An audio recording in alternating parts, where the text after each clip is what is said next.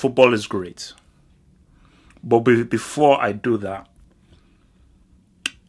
an apology is needed. I 165.76% apologize to Roma Football Club. 10 times out of 10, sorry, let me take that back. 15 times out of 10, I'd have said Roma ain't coming back against Barcelona from a 4-1 first leg defeat. I said, for me, I was like, no, it was not happening. I didn't see the first leg. I saw highlights, but I did not watch the first leg. But people kept saying to me that it flattered them. But I said, look, the results is the results. Who cares about flatter them? I really want to actually watch that first leg game. Because, again, I was mainly focused, because I actually had both of them on. So I was mainly focused on the City-Liverpool game. But then I had on my phone, through the app, I was then looking at the Roma game. And I was just looking at them, okay, 1-0, okay, all right. But that's just 1-0. Then when it went to 2-0, I was like, what the hell? Then once the City game just got wrapped up, I said, look, let's now switch. And look, man, see, the thing with Roma is that they've been a team where, there was a time when they were really good with Totti, like peak Totti, peak De Rossi, and so forth. And they just went to a stage where, like, look, they were just there just to pretty much represent. And went to the way you can see quality there, but almost like that almost team. But my goodness, seeing how they played. That's the thing. It's how they played, and the key thing is how they played once they were 3-0 up. Because most guys against Barcelona defend deep. They kept on going forward. Every single time they had the ball, where's the outlet? And guys, Eusebio Di Francesco has to now be one of the hottest coaches in the world now.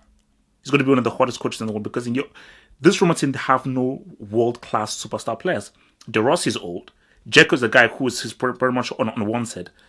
Apart from that, who do they have that is considered the only world-class player they have is Alisson. Alisson is a world-class keeper. He's arguably a top 5 keeper in the world. Apart from Alisson, they have no outfield player who is considered world-class. Up against Messi, Umtiti, Iniesta, the Cannibal Bus. So you see a bit different. Incredible, because tactically, he got everything right defensively, but the key thing is when they had the ball, they were always finding space. You could tell that this is a team that knows what to do. And as I was watching Man City, and I was like, bro, you're putting crosses in there, so what? Dzeko is the kind of striker I always have in my team. Not maybe Dzeko in particular, but tall, can hold the ball up, is a presence in the box. You must always have the striker. All this false stand crap, get the hell out of here.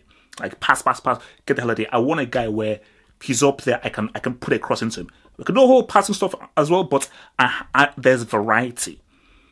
So, I mean, for Roma, amazing. And for Barcelona, maybe Valverde's tactics has now has come to haunt him. So they escaped in the first leg, but now it's not really come to haunt him. Now where defensively good is great, but maybe the lack of an offensive plan and relying on the magic of Messi to get you out. Look, Lionel, man. You see, I can't talk too much about Lionel because I can insult him and say, look at this useless fool. You can't even help your team. But how many times has he helped Barcelona? Are you saying that Messi has to bail you out every single game? Come on. But I mean, like, it is such an amazing achievement from Roma. Incredible. And it's like, look, guys, this is why football is so great.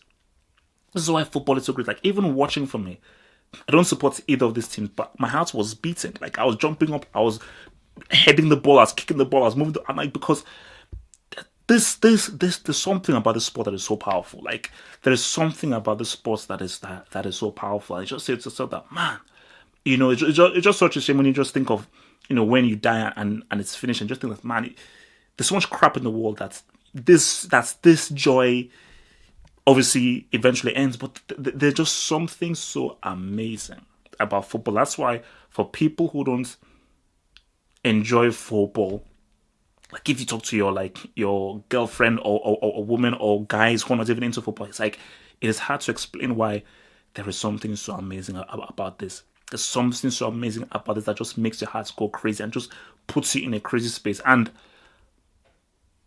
it's the first time Roma have reached the semi-finals of the Champions League since 1984. But that was the European Cup. So this is the first time Roma are in the semi-finals of the Champions League. Within the Champions League final, this is the first time that they're in the semi-finals of the Champions League. So for Roma, I'm amazing. De Rossi rolling back the years. Dzeko played amazing. Florenzi did amazing.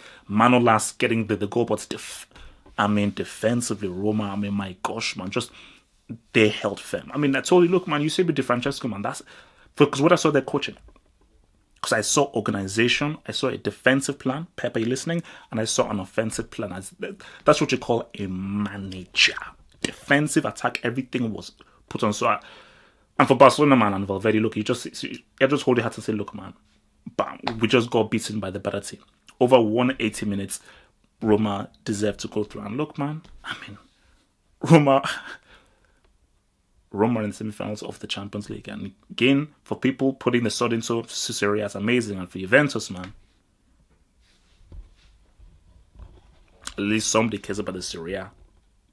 Thank you for watching this video. Think about pledging and become a Half Football Hot patron. Pledge an amount each month and gain access to exclusive videos from your boy, the Football Hot, for more analysis. Peace.